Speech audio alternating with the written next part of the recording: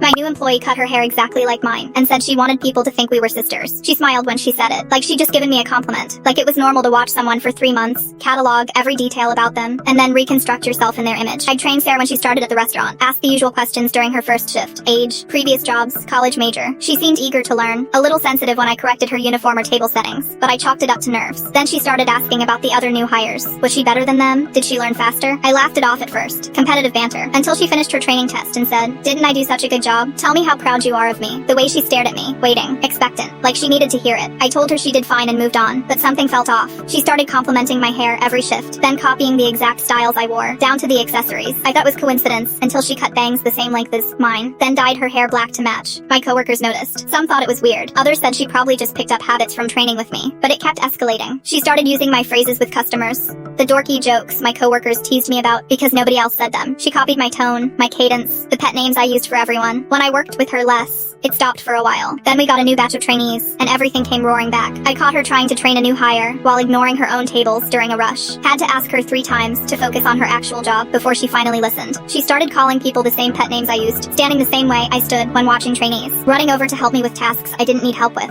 then getting insulted when I said I was fine. Last Sunday, she followed one of my trainees around the dining room, watching his performance like I do during training. Left me working the entire floor alone. I called her over. "I need you on drinks. Now."